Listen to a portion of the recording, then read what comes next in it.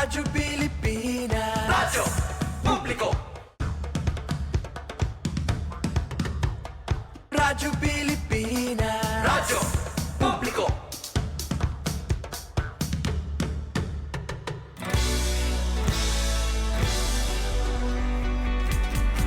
Mahalagang mga balita, napapanahong impormasyon. Kami ang inyong gabay pag may bagyo at sakuna. Serbisyo ng gobyerno kapag may nangangailangan. Mga proyekto ng Pangulo, damang-dama ang pagmamahal niya. Tulay ng mga hinaing, ang problema ng bayan ating lulutasin. Tulay sa himpapawid, tulay ng pagbabago. Radyo Pilipinas, Radyo Publiko. ng bagong Pilipinas. Radyo Publiko. Radyo Pilipinas, Radyo Publiko. ng bagong Pilipino. Mga proyekto ng Pangulo, damang-dama ang pagmamahal niya. Radyo Pilipinas, Radyo Publiko. ang boses ng Pangulo.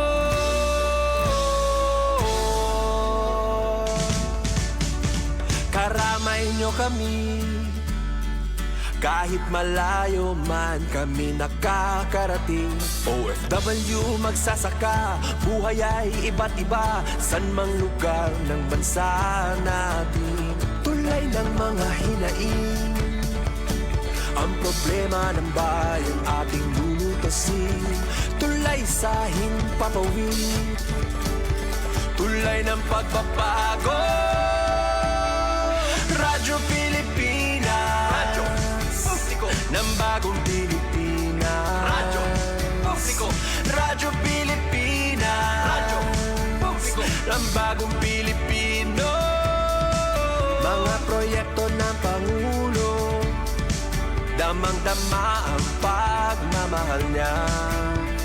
Radyo Pilipinas, Radyo Publiko. ang boses ng Pangulo. Radyo Publiko. Radyo Pilipinas, Radyo Publiko. Radyo Pilipinas. Serving the Republic of the Philippines for more than 75 years. Ito po ang Presidential Broadcast Service. Pakinggan, panoorin, agaran in real time, o balikan sa pag-scroll up and down. Mga balitang dapat malaman, impormasyong tunay at napakikinabangan. Saan ka man, sa buong kapuluan. Mababangon sa bagong sigla. Kababayan. Kasama ang social media. Powered broadcaster ng bagong mamamayan. Tapat sa pag-uulat. Ito po ang Presidential Broadcast Service. Sa Kalmayog, Radyo Pilipinas, 882 AM.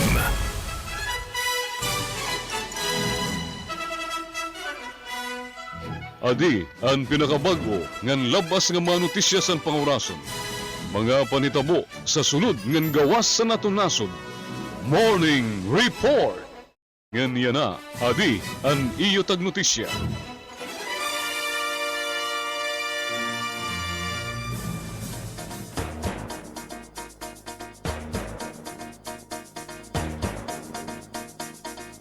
Mapay nga aga sa ingotonan mga kasangkayan. Adlaw kitinosan Lunes. Pizza 2 sa Febrero tuwing 2026. Yan na diyan natin mga laray luwan sa natong mga bago, mga dagkong asumat para yan ang adlaw.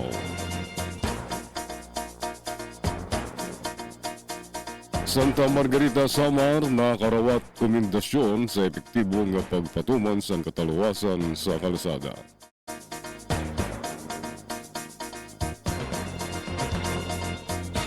School-based teen center din sa Kalbayog formal na nga gininauguraran. Red notice kan Saldico gin patutugan sa NBI. Kongreso remedyohan ang K-12 para sa job-ready graduates. PBBM sa pagpapapayat para akong nagdidieta. PBBM nagpatapod nga waray siya seryoso nga sakit. Senador Erwin Tulfo tatanggalon mga requirements politika sa ayuda. Sa langyaw winter storm sa Amerika, namiligro na liwat mga Pinoy sa US ginpaalarma. Aman to aton mga headlines, mga detalye katugiban masunod dayon. Itinuloy na po natin ang zero balance billing. Libre po. Ibig sabihin, ang serbisyo sa basic accommodation sa ating mga DOH na ospital, wala nang babayaran ang pasyente. Po, ang dami pong challenge, hindi po namin alam kung saan namin kukunin, ganon, nag-iisip kung paano namin mababayaran. Siyempre po, masayang masaya, super saya po dahil na zero billing po kami. Opo, malaking ano po talaga, malaking tulong po. Mabilis lang din po. Bayad na ang bill ninyo. Uulitin ko, wala nang kailangan bayaran ng pasyente basta sa DOH Hospital dahil bayad na po ang bill ninyo. Naiyak ako kasi sobrang saya. Maraming salamat po, Mr. President Bongbong Marcos Jr. Hindi kami nagkamali ng taong ihinalal.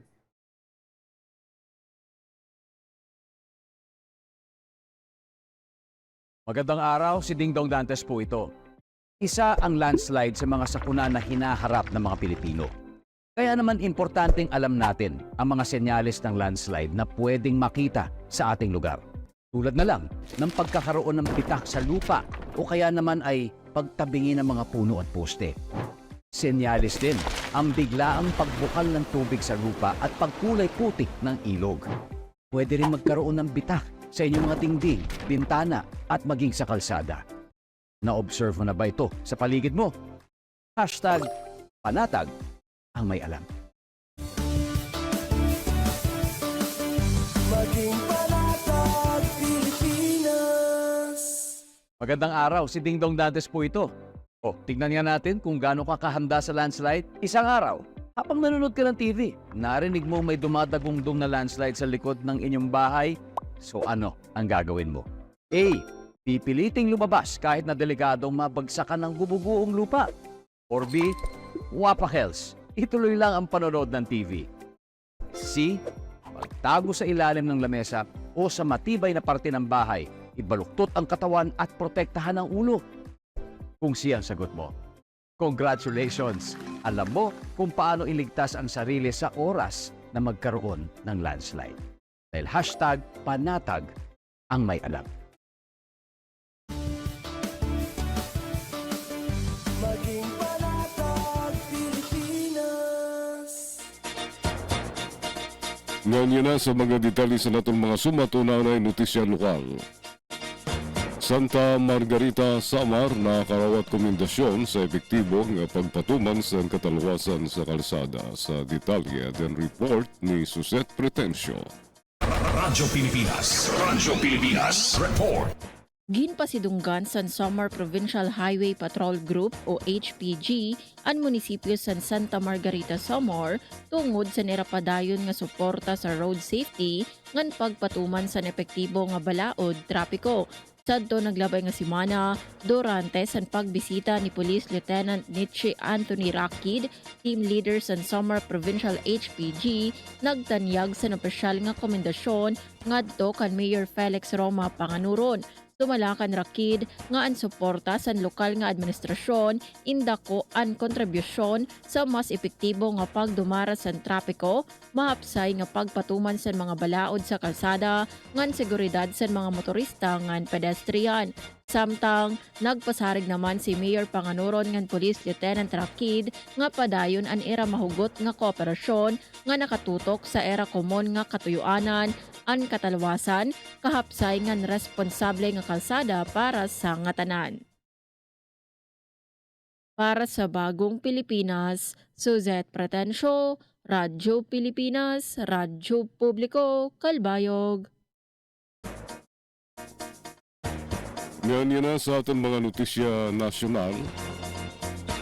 Waray seryoso nga sakit si Pangulo Ferdinand R. Marcos Jr. Kauman magkada sa diverticulitis sa diverticulitis sa naglaway nga semana. Sa iya personal vlog, igin balita sa Pangulo nga mopay ang assessment sa iya mga doktor sa kondisyon sa iya kalusugan. Nga nakaka-recover na siya.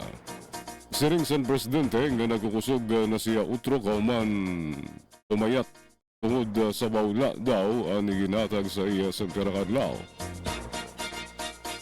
Sumala sa iya, nag-recover na siya.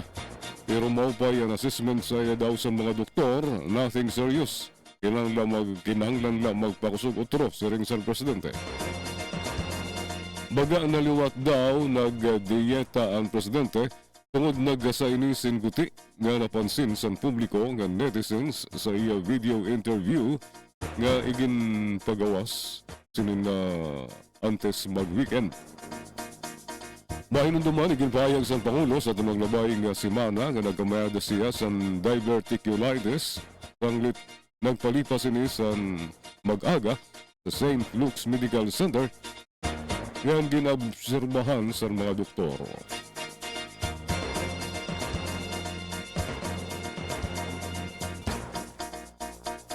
Laila de Lima kasado sa Chacha.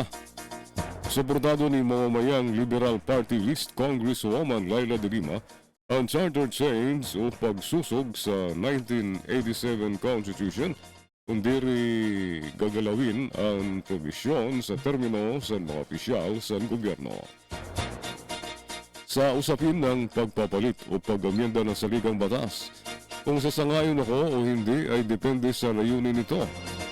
Open po ako halimbawa sa paglilinaw sa mga probisyon sa impeachment, gawing self-executing ang probisyon sa pagbawal ng political dynasties at pag-amyenda sa ilang mga economic provisions. Siring ni De Lima sa usang statement kakulog. Pero kanan agenda ang paratagan dalan ang term extension sa mga nakalingkod, paggikan sa term limit, pagtanggal sa term limit, pagtanggal sa ban sa political dynasty, ng paglalabnaw sa mga probisyon sa human rights and social justice. Makontra po tayo dyan sa ring sa kongresista. Nauna sini, ginsuportahan ni Senate President Vicente Tito Soto III ang pagsusog sa konstitusyon o manigawas sa Korte Suprema ang desisyon kontra sa apila sa Kamara de Representantes parte sa paiging unconstitutional sa impeachment complaint kontra kay Vice President Sara Duterte.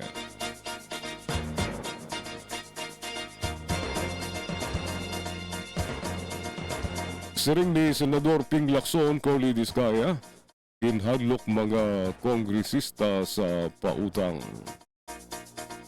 Ginhadlok daw ni Contractor Corley Diskaya ang pirang miyembro sa Kamara de Representantes nga ibubutang niya ang irangaran sa iya ledger kung diri magbayad sa utang tigang sa advance ang proyekto nga nabulilyaso ay madayon sigon kan Senate President pro tempore Panfilo Lacson.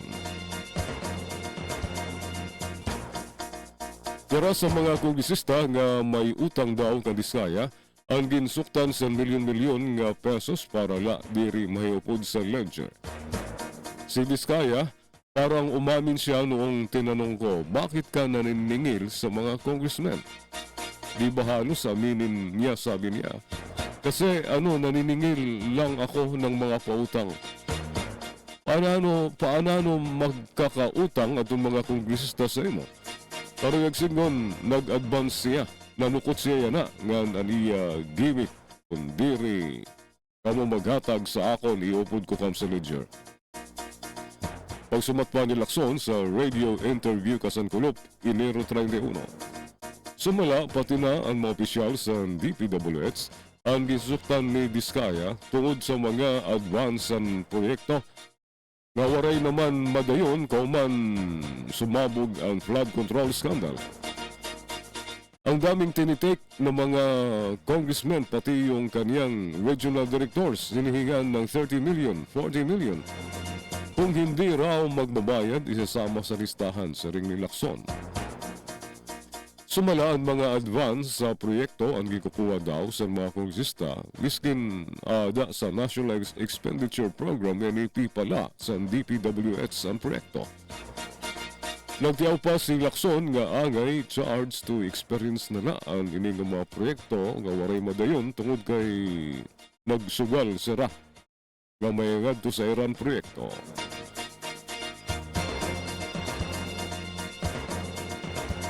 Pamilya Villar ginkasuhan sa Securities and Exchange Commission, SEC. Nag-file sa kaso kriminal ang SEC kontra kan Villar Land Holdings Corporation kan bilyonaryo Manny Villar ngan sa mga miyembro sa niya pamilya tungod daw sa market manipulation, insider trading ngan misleading disclosure sanglit na manipula ang share price sa kumpanya nga nauwat ang mga investor.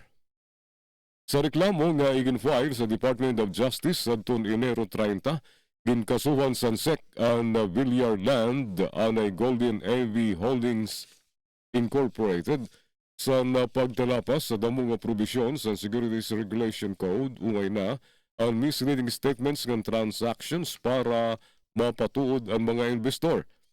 Ungay sa mga respondent, mao si Villar Land Chair Manuel B. Villar Jr., asawa nga siya na Senadora Cynthia B. Villar.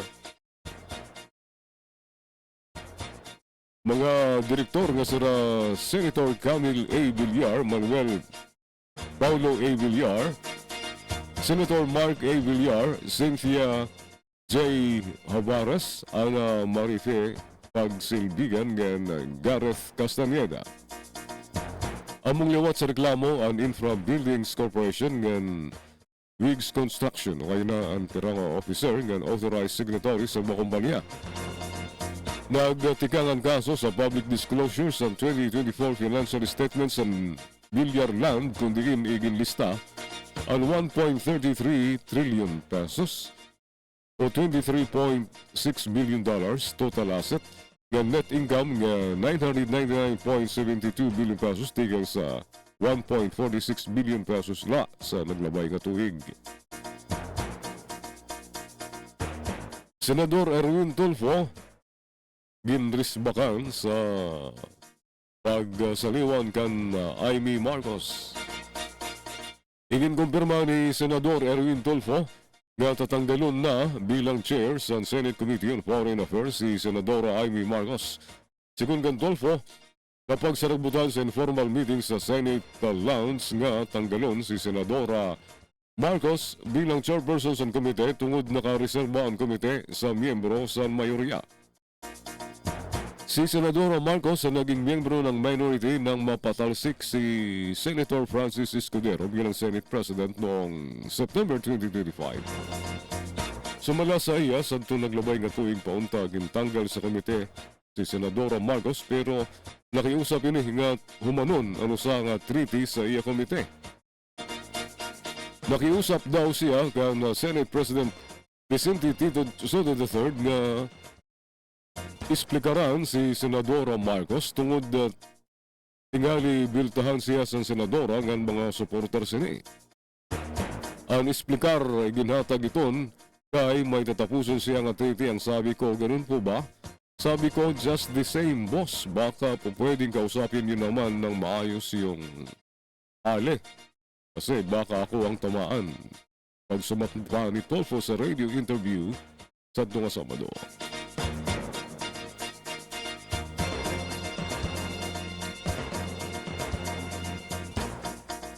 Bangkay sa Philippine Coast Guard na recover sa Basilan.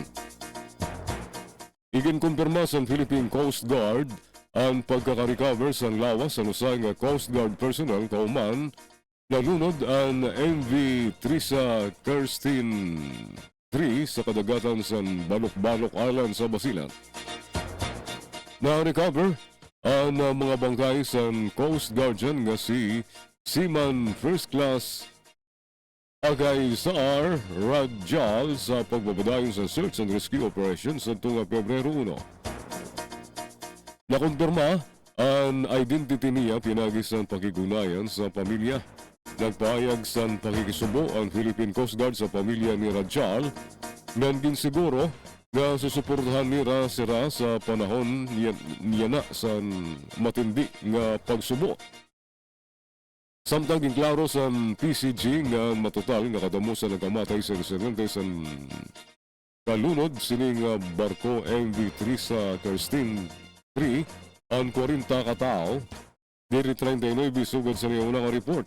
Ang kadamo sa mga naitalwas o survivor ang nagmamabili naman nga 316.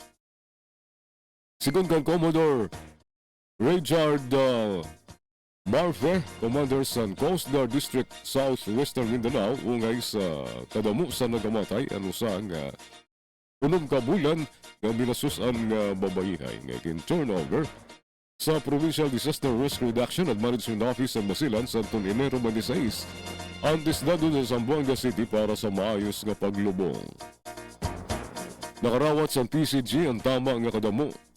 Kasunod sa validation ng coordination meeting kaupod ng PDRRMO nga ang City Disaster Risk Reduction and Management Office nga nagtigom sa tanan sa naging report nga na-recover.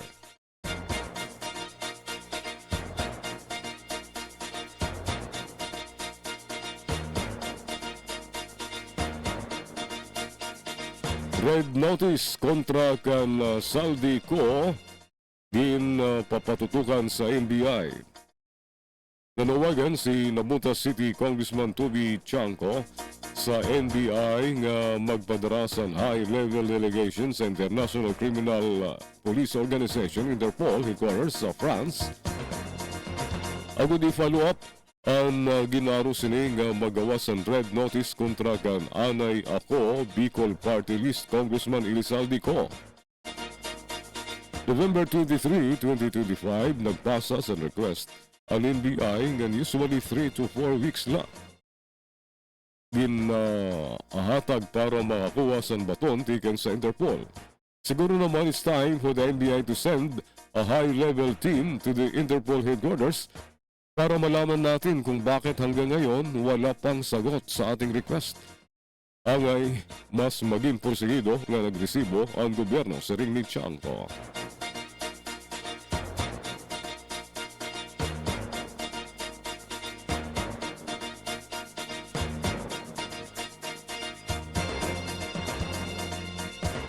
Kongreso reremedyohan ang K-12 program para sa job-ready graduates.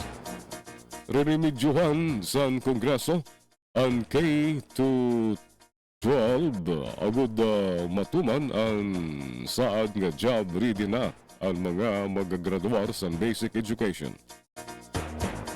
Sigun kan House Committee on Basic Education, ang Culture Chairperson ng Pasig City Congressman Roman Romulo na isumiter na ang resulta sa pag-estudyar ng rekomendasyon sa Second Congressional Commission on Education, EDCOM-2 sa Malacanang ng Kongreso. Agud makahimo sa mga proposal nga magpapaupay sa K-12 program. Ang commitment sa atin noong panahon na yan pag natapos ka ng grade 12 job ready. College ready ka na. Kayo rin mga kasagot na hindi naman nangyari yan. Sa ring ni Romulo sa Sanga Media Forum kasangkulop sa Dapo Restaurant sa Quezon City. Sa ring ni Romulo nga basar sa enrollment pattern sa apat nga track program sa senior high school, makikita nga wara ini sa direksyon para maghiwo sa mga job-ready graduates. Atong job readiness kasi apat yung track academic, tech, block, arts and music and sports sa totoo po. Sa sports, wala pang 1% naka-enroll doon. Sa arts ata, mga 1 to 2%. Sa techbook, mga 30 to 35% ang naka-enroll dyan. Mga 50 to 52% more or less dyan ang sa academic, saring ni Congressman Romulo. Sumala pa sa ang technical vocational program, ang kinanglan pa kusdon agad maging job ready ang mga magagraduar sa grade 12. Kung sa tech vocational track na yan ang magiging job ready, diyan dapat nagtutulungan ang TESDA at DepEd dugang pasan kongresista. Isplikar ni Romulo sa yana ang mga tech book graduates ang may dala kakayanan para sa National Certificate 2 level o may ada skills pero diri pwede pabayan nga mag-usahan sa trabaho.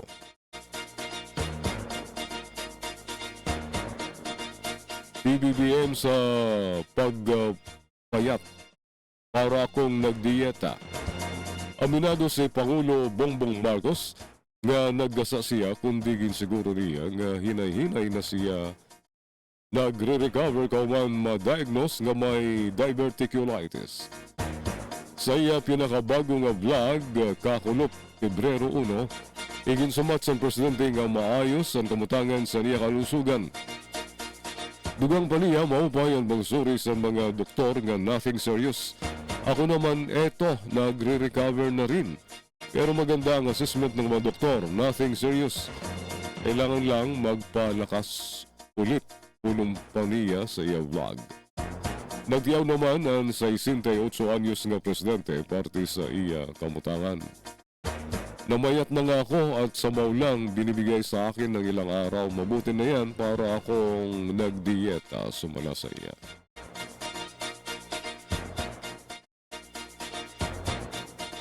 Nag-file si Senador Win Gatchalian sa nusang resolusyon nga nangaro sa investigasyon sa pagkarumpag sa landfill sa Binaliw, Cebu. Usang nga insidente nga ginkamatay sa masumbra 30 katao nga nagresulta sa pagkapinsala sa damo pangayba. Ilarom sa proposed Senate Resolutions number 272 siring ni Gatchalian. Kan mga naitabo sa luyusan pagkarumpag sa landfill. Sa tungay Enero 8, ang nagbubunsod sa damo nga pakiana. Ungay ang mga basaranan sa disenyo sa landfill. Operasyon sini pagsunod sa gimpabatuman nga mga regulasyon gan kun sadang o diri ang mga mekanismo sa pagbabantay sa gobyerno agud masiguro ang katawasan sa publiko. Kung hindi natin maitutuwid ang mga panuntunan, malaki ang posibilidad na maulit ang ganitong trahedya sa iba pang mga landfill na maglalagay sa panganib sa mga komunidad at maging sa mga manggagawa sa ring ni Gatchalian. Ginimbestigaran ang 5 fighter volunteer kauman daw si Rama Bidyoan nga nangawat sa mga butilya sa makaurubog nga rimnon sa nasunog nga Lander Supermarket sa barangay Pasong Putik sa Quezon City sa tunga Martes sa Naga, Enero 28. Sa video nga gin-upload ni Johnny Gauyu sa Facebook, nakita ng mga bumbero nga nangawat sa mga butilya sa alak tikang sa mga debris sa Lander Supermarket brand sa kanto sa Belfast Avenue sa Quirino Highway. Banda alas 4:44 sa kagaon sa nagkamada sunog sa nasabing membership-only retail supermarket na umabot sa ikadimang alarma antes ini mapuypuy sa mga bumbero banda alas 10:48 sa Naga. Siring ni Superintendent Anthony Arroyo, Pagyakan sa Bureau of Fire Protection, naglansar na sira sa investigasyon agad matulok ang mga bumbero nga nakitaan nga nangawat sa nasunog nga supermarket. Ginsusnan ni Ombudsman Boying Rimulya ang Anti-Money Laundering Authority o AMLAC asumbay sa kuno maluyang aksyon sini nga naging dalan para kumita ang pinakatao.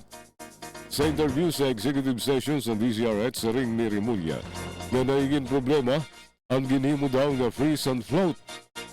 May isa pa akong naging problema. Ang isang problema na tinitingnan ko ngayon, yung anti-money laundering. Kasi parang ginagawa nilang opportunity para kumita. Tinufloat na lang nila yung pera, freeze and float, pulong ni Remulla. Nag-take advantage, tama. Pag sang-ayon ni Senador J.V. Ears ito, may problema tayo. It's taking them a long term again. Bumabagal ang face ng anti-money laundering, yung AMLA. Hindi yung council lang, pero yung AMLA mismo. Executive Director down, yung board. May problema tayo. Ang bagal, too slow. Dugang pa ni Remulla. Yun nga ang problema, they're very slow in doing it. Saring pariya. Dugang pa ni Remulla, di rila maluya kundi kulang liwat daw sa maayos nga pagsusuri ang AMLA. Sasabit nila lahat. Hindi naman nila na-analyze talaga. Mabagal silang mag-analyze. Ayaw nilang umunsuta sa ibang tao, sila-sila lang, saring ni Remulla. Sumala pa sa ombudsman, mas malaksi unta ang desisyon kung kumukonsulta ang AMLA sa Air Opisina ng sa Department of Justice. Iginshare liwat ni Remulla nga minsan na siya nakigmeeting sa AMLA kundi nahingad ini sa pagkadismaya. Nagkaroon kami ng meeting sa opisina pero after 5 minutes, tumayo na ako kasi disappointed ako sa AMLA. Anti-money laundering authorities, dugang pa ni Remulla. Saring ni Congressman Ridon impeachment kontra kan VP Sara, pwede i-file as is. Pwede daw otro i-file ang impeachment complaint kontra kan Vice President Sara Duterte sa waray ginbabago labi pa daw nga nababaton ang mga diri nababaton ang mga aligasyon nga nakapamp ng sini sigun kan House Committee on Public Accounts Chairperson ng Bicol Saro Party List Congressman Terry Ridon. O pwede po i-file as is. O yan sa totoo lang kasi wala naman itong debate sa form. Wala pong debate sa substansya. Siring ni Ridon sa pakyanan kung pwede iupod ang parehong reklamo kontra kan Duterte sa usang media forum sa Quezon City, Kasankulok ng Lao. So in refiling a Vice President impeachment case, I don't think the facts have changed from last year. We're still going to be talking about the use of confidential funds and death threats against the President, the First Lady, and the former House Speaker. Dugang pa sa kongresista. Sa kaparehong forum sa ring ni House Committee on Good Government and Public Accountability Chairperson ng Manila Congressman Joel Choa na diri ginpakialaman sa Korte Suprema ang sulod sa reklamo kundi ang teknikalidad la sa proseso sa impeachment. Hindi din nila dinisisyonan ang substansya ng impeachment complaint. Ang pinag-usapan dito ay sheer technicality, dugang pa ni Chua. So, pagdating ng substansya, wala naman silang may mention dito kaya maganda rin at very interesting din dahil hanggang ngayon hindi pa rin na-resolve ang laman ng impeachment complaint. Sigun sa mga progresibong grupo, otro sila mag-file sa impeachment complaint kontra kan Duterte kauman sa 1-year ban, yan nga Pebrero 6. Tapos sa mga aligasyon, naging file kontra kan Duterte na regularidad sa paggamit sini sa 625 milyones pesos na confidential funds o ngayon paggastos sa 125 milyones sa sunod sila sa 11 dias. Kinkusyon liwat ang mga gintagan sa nasabing pondo sugad kan Mary Grace Piatos nga ngaran ang katunog sa ngaran sa usang restaurant ngan Chicheria. Iginupod liwat dudto ang no joke ni Duterte na may ginhambang ini agud patayon sira Pangulo Ferdinand Marcos, First Lady Lisa Araneta Marcos, nga anay Speaker Ferdinand Martin Romales kung may ada maraot nga may tabusaya. Tatanggalon na sa Senate Committee on Social Justice, Welfare and Rural Development ilarom sa pamumuno ni Senador Erwin Tulfo ang mga unnecessary requirements ng politika sa pagkuha sa ayuda tingin sa gobyerno. Ginpahayag ni Tulfo sa naglabay nga hearing sa komite parte sa iya proposed bill kay moon permanente o Institutionalized and Assistance to Individuals in Crisis Situation, IX program sa DSWD. Ang gagawin natin ay lilimitahan ang mga requirements sa dalawa na lamang. Sisiguraduhin natin matatanggal ang mga hindi kailangang requirement gaya ng barangay indigency form at marriage contract. Halimbawa, kailangan mo ng medical assistance. Valid ID at hospital bill lang ang kailangang ipakita sa ring ni Tulfo. Sumala sa senador, ang pagpapadagmit sa pagkuha sa ayuda ang magpapaundang sa mga politiko nga mangilabot sa proseso sa distribusyon.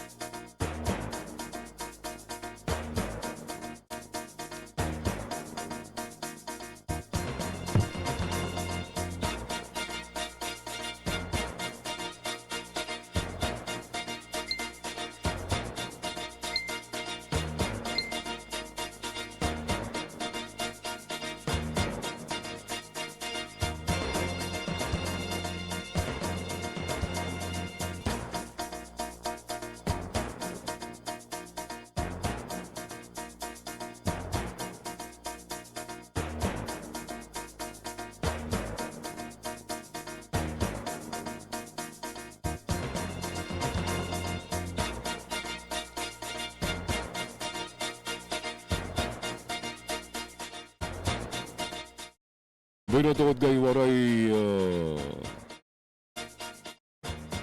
data ang internet sa globe, diri na inyo mabutihan ang weather report. Amado naton balita morning report para yan ang adlaw sa Lunes, Pebrero 2, 2026. Sa ngaran sa nakaupod ko sa control, si Engineer Joven Cardenas, iliyan ninyo tagnotisya Jean Navilon, nagpapasalamat maupay nga aga sa iyong atanan.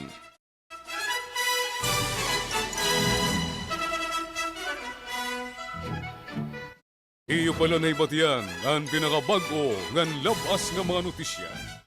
Halad, serbisyo publiko sa niyo istasyon, DYOG, Radio Pilipinas, Kalbayog.